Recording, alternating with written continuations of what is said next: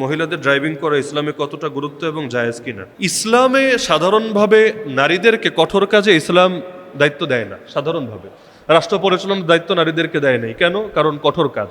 নবুয়তের দায়িত্ব নারীদেরকে দেয় নাই। কেন? কঠোর কাজ।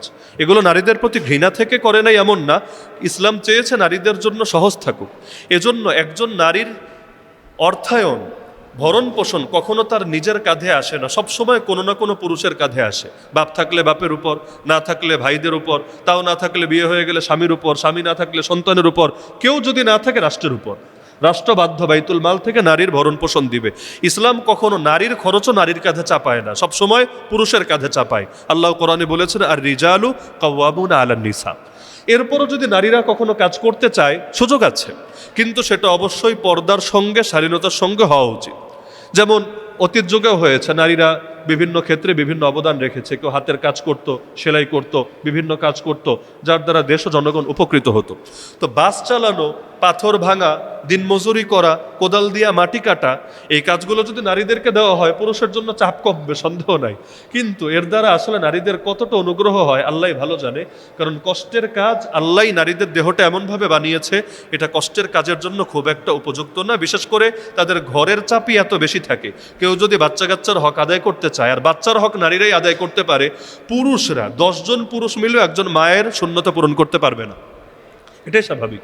10 পুরুষও যদি চেষ্টা করে, একজন মায়ের শূন্যতা কখনোই পূরণ করা পসিবলই না। এজন্য যেই বাচ্চারা মায়ের কাছে বড় হয় না, ওই বাচ্চারা একরকম হয়, আর যারা মায়ের আদরে মায়ের কোলে বড় হয় তারা আরেক রকম হয়। এজন্যই তো কথা আছে, তুমি আমাকে শিক্ষিত মা দাও, আমি তোমাকে শিক্ষিত জাতি উপহার দেব। বাপের ব্যাপারে কিন্তু বলে নাই তুমি শিক্ষিত বাপ দাও, আমি শিক্ষিত জাতি উপহার দেব, বরং তুমি শিক্ষিত মা দাও, আমি শিক্ষিত জাতি উপহার দেব। কারণ সন্তানের প্রথম বিদ্যালয় হলো মায়ের কোল। এজন্য মা যত ভালো হয়, সন্তানরা আলহামদুলিল্লাহ তাদের জন্য ভালো হওয়াটা তত সহজ হয়। তো নারীদের জন্য এই দায়িত্বটাকে ছোট করে দেখার সুযোগ নেই। অনেকে ঘর দেখাকে ছোট মনে করে, কিন্তু আপনি বিষয়টা খেয়াল করেন, ঘর দেখা কেন ছোট হবে? দুনিয়াতে যারা বড় হয়েছে নারীদের অবদানেই বড় হয়েছে। ইমাম বুখারী রাহমাতুল্লাহি আলাইহি তো ছোটবেলায় অন্ধই হয়ে গিয়েছিলেন রোগের কারণে, তাই চোখে দেখতেই পারতেন না। মায়ের দোয়ার বরকতে আল্লাহ তাআলা তার চোখের আলো পর্যন্ত ফিরিয়ে দিয়েছিলেন। তো মায়েদের অবদানটা তো মোটেও ছোট না। আজকে আমরা যারা বড় হয়েছি, ছোটবেলায় মায়েরা কষ্ট করেছে বলেই আজকে আমরা এই পর্যন্ত আসতে পেরেছি। তাহলে নারীদের জন্য সরকারের পক্ষ থেকে সবচাইতে বড় অনুগ্রহ হবে, নারীরা ঘরের ভেতরেই কিভাবে ভরণ পোষণ ঠিকভাবে পায়, মূল্যায়ন পায়, সমস্ত নির্যাতন থেকে তারা মুক্ত থাকে, এবং যে কোনো ক্ষেত্রে ক্ষতিগ্রস্ত হলে তারা রাষ্ট্রীয় এবং আইনি সেবা পায়, এটা নিশ্চিত করা। এখন তাদেরকে রাস্তায় নামিয়ে দিলে কাজ হবে, কিন্তু এতে লাভ কতটুকু হবে আল্লাহ ভালো জানে। বিশেষ করে এখন সরকার যে উদ্যোগটা নিয়েছে পিঙ্ক কালারের বাসের ক্ষেত্রে, এটা সম্ভবত এমন যে সবাই নারী থাকবে, হেল্পারও নারী, কন্ডাক্টরও নারী, তারপর চালকও নারী, সবই নারী। এটা অবশ্যই নারীদের নিরাপত্তার বিষয় মাথায় রেখেই করা হয়েছে, যতটুকু আমরা বুঝি। নিয়াত ভালো, কিন্তু আসলে কতটুকু বাস্তবায়ন হবে আল্লাহ ভালো জানে। এখনও দেখা যাচ্ছে নারীরা পিঙ্ক কালারের বাসে উঠতে ভয় পাচ্ছে, ঠেলাঠেলি করে পুরুষদের সঙ্গে পুরুষ বাসে উঠছে। আবার অনেক নারী ঠিকভাবে চালাতে পারছে না, তাদেরকে সাহায্য নিতে হচ্ছে। আমি নিজেও গাড়ি চালিয়েছি, আমার গাড়িও ড্রাইভ করি সেই 2018-19 থেকে। তার মানে মোটামুটি 50-60 হাজার কিলো আমার নিজেরও ড্রাইভ করা আছে। কারণ আমাদের তো লং ড্রাইভেই থাকা লাগে বেশিরভাগ সময়। বিশেষ করে রাত্রে ড্রাইভার অনেক সময় দেখা যায় ঘুমিয়ে যায় বা চোখে ঝিমুনি ভাব থাকে, এ সময় নিজেকে ড্রাইভ করতে হয়। কিন্তু আমাকে এত ড্রাইভ করার পরও, লাইসেন্স থাকার পরও আমাকে যদি বাস চালাতে দেওয়া হয়, আমি সাহস করব না। আর ঢাকার বাস তো মাশাআল্লাহ, ডাইনে কাটলে বামে যায়, বামে কাটলে ডাইনে যায়। তো এগুলো আসলে নারীদের জন্য আমার মনে হয় এক্সট্রা একটা চাপ। তো সরকারই ভালো জানে যে তারা আসলে থেকে করেছে। তবে নারীদের ড্রাইভ নাজায়েজ না, ভালোভাবে নাজায়েজ না, এই ফতোয়াটা ক্লিয়ার থাকা দরকার। এমনকি কোনো নারী যদি পার্সোনাল গাড়ি নিজে ড্রাইভ করে, আমি মনে করি এটা ওই দৃশ্যের চাইতে ভালো যে পুরুষের সঙ্গে বাসের মধ্যে ঠেলাঠেলি করে, এ গায়ে হাত দেয়, ও এই করে, ও সেই করে, ওইটার চাইতে ভালো আমি মনে করি। যদিও দুইটার কোনোটাই বেশি সুন্দর না, সবচাইতে সুন্দর এটাই, কোনো পুরুষ তাকে, তার মাহরাম পুরুষ তাকে পৌঁছে দিচ্ছে, এটাই সর্বোত্তম এবং এটাই হওয়া উচিত।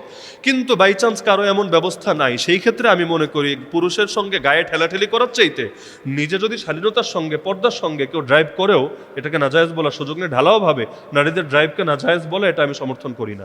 শর্ত সাপেক্ষে এটা বৈধও হতে পারে, বিশেষ শর্ত সাপেক্ষে অবৈধও হতে পারে, যদি সেটা পর্দার বিধানকে লঙ্ঘন করে, শালীনতাকে লঙ্ঘন করে, যদি সেটা সমাজের মধ্যে ফিতনা সৃষ্টি করে, তাহলে ভালো মন্দ উভয়টাই আছে। ফতোয়া এত পানি ভাত বানায় ফেলেন না যে আপনার আবেগের সাথে সাংঘর্ষিক হলেই ঢালাওভাবে সব কিছুকে হারাম বলে দিবেন। সমাজের জরুরত কিছু বিষয় আছে। আমাদের নতুন রাষ্ট্রপতিকে নিয়ে আপনার মতামত কি? উনি তো বলেছিলেন তারা ইসলামী শাসন প্রতিষ্ঠা করবে না। এটা ওনার একার দোষ দিয়ে লাভ নাই। বাংলাদেশে সেকুলার যারা, কেউই তো ইসলামী শাসন প্রতিষ্ঠা করবে না, এটাই তো কথা। সেকুলার রাজনীতি যারা করে, সেকুলার দল যারা করে, কেউই তো ইসলাম প্রতিষ্ঠা করবে না। কেউ মুখে বলে, কেউ বলে না, কেউ মনের মধ্যে চেপে রাখে, কিন্তু সেকুলার রাজনীতি মানেই এটা। সেকুলার রাজনীতির সংজ্ঞা হলো আরবিতে ফাসলুদ্দিন আনিদ্দাউলা, ধর্মকে রাষ্ট্র থেকে আলাদা করা। ধর্ম থাকবে মসজিদে, ধর্ম থাকবে মাদ্রাসায়, ধর্ম থাকবে ব্যক্তির মধ্যে, আইন আদালতে, বিচার আচারে, পার্লামেন্টে, মন্ত্রী পরিষদে ধর্ম থাকবে না। এটাই হলো সেকুলারিজম। তাহলে যারা সেকুলার রাজনীতি করে, ধর্মমুক্ত রাজনীতি করে, তাদের সবার কথাই এটা। এই জন্য একজন রাষ্ট্রপতি হয়েছে বলেই ফতোয়া দিয়ে লাভ নাই, এটা কমন, তাদের সবার ব্যাপারে এই ফতোয়াটা চলবে। আর বাংলাদেশের রাষ্ট্রপতি তো পুতুল, রাষ্ট্রপতি তো এখানে একটা বরকতি পদ আর কি। ওই বিভিন্ন সময় গিয়ে বিভিন্ন ফুল কি বলে ফিতা কাটবে, তারপর ছাত্রছাত্রীদেরকে কিছু উপহার দিবে, আর বিশেষ বিশেষ জায়গায় লিখিত বক্তব্য পাঠ করবে। এছাড়া রাষ্ট্রপতির আর কি কাজ আছে? তো যার কারণে, যেহেতু রাষ্ট্রপতি শাসিত দেশ না, সংসদীয় গণতন্ত্রের দেশ, এখানে কে রাষ্ট্রপতি হলো কে হলো না এটা অত বেশি গুরুত্বপূর্ণ না। বরঞ্চ কোন দল ক্ষমতায় আছে কোন দল নেই ওইটা আলোচ্য বিষয় হতে পারে। রাষ্ট্রপতি কি হলো না হলো এটা নিয়ে এত মাথা ঘামানোর কোনো দরকার নেই। উমরি কাজা নামাজ কখনো কিভাবে পড়তে হবে, আর ছেলে মেয়েদের নামাজ কত বছর বয়সে ফরজ হয়? উমরি কাজা মানে হলো, ওমর মানে জীবন, উমরি কাজা মানে জীবনভর যত কাজা নামাজ জমেছে এগুলো আদায় করা। আমাদের দেশে সালাফি ভাইয়েরা একটা মত প্রচার করে যে যারা নামাজ ত্যাগ করে, নামাজ পড়ে না, এরা হলো কাফের। এবং এই পক্ষে একটা হাদিস দেখায়, আল্লাহ রসুলের হাদিস, মান তারাকা সলাতা মুতাআম্মিদান ফাকাদ কাফারা, যার অর্থ হলো যে ব্যক্তি ইচ্ছাকৃত নামাজ ছেড়ে দিল সে কুফরি করলো। হাদিসটা সহিহ, কোনো সন্দেহ নাই। কিন্তু এই হাদিস যেমন সহি, আজকে জুম্মার বয়ানে আমরা একটা হাদিস শুনিয়েছিলাম, যে ব্যক্তি তার মুসলমান ভাইয়ের সঙ্গে 3 দিনের বেশি সম্পর্ক ছিন্ন করে রাখে সে কুফরি কাজ করলো, ওই হাদিসও তো সহি। কিন্তু এই ফতোয়া তো কেউ দেয় না যে 3 দিনের বেশি রাগ করে থাকলে, সম্পর্ক ছিন্ন করে থাকলে আসলেই সে কাফের হয়ে যাবে। বরং বোঝে কাজটা কুফরি কাজ বা কাফেরদের মতো কাজ করা উচিত না, কিন্তু কেউ যদি করে, কাজ ভালো করে নাই কিন্তু তাই বলে তার বেঈমান বলা যাবে না, কাফের বলা যাবে না, মুরতাদ বলা যাবে না। সে মুসলমান, কিন্তু সে একটা পাপ করেছে এবং নবীজির নির্দেশ লঙ্ঘন করেছে।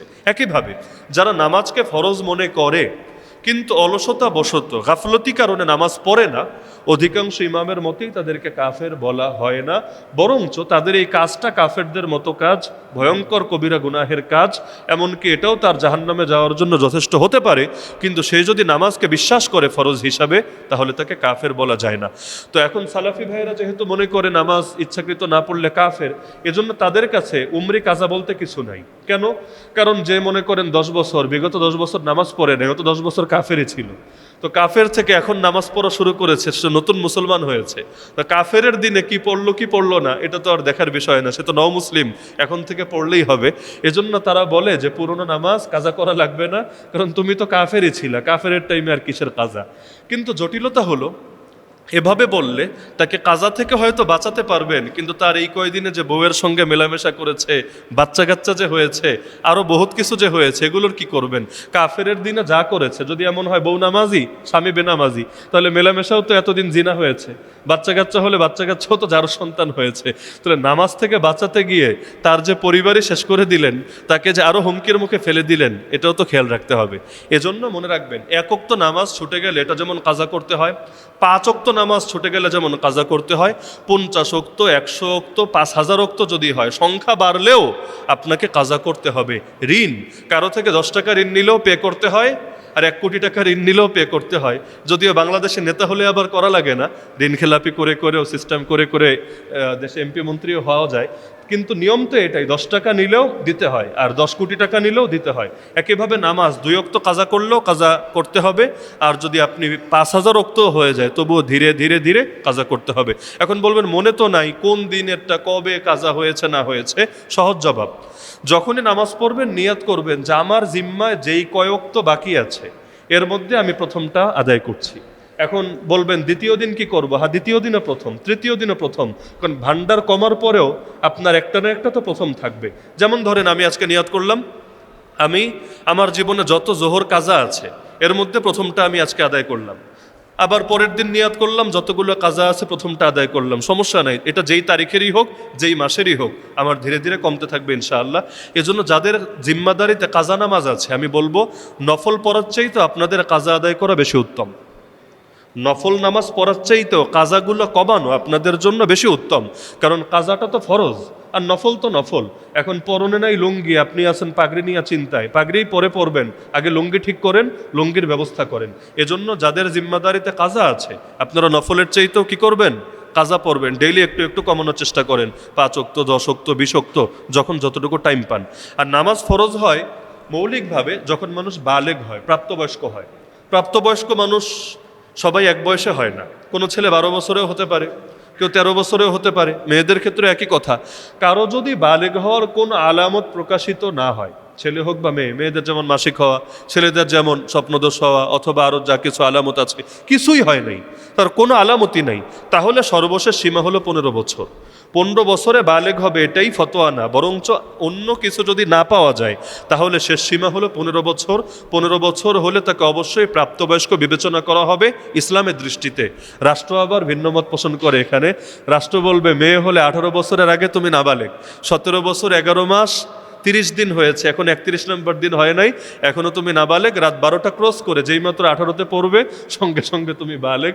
এটা রাষ্ট্রের সীমা, কিন্তু ইসলামের সীমা হলো আলামত প্রকাশিত হওয়ার সঙ্গে। কেউ 12 বছরেও হতে পারে, 13 বছরেও হতে পারে। আর একান্ত কিছু যদি না পাওয়া যায় তাহলে সে বালেগ হবে যখন তার বয়স 15 হবে।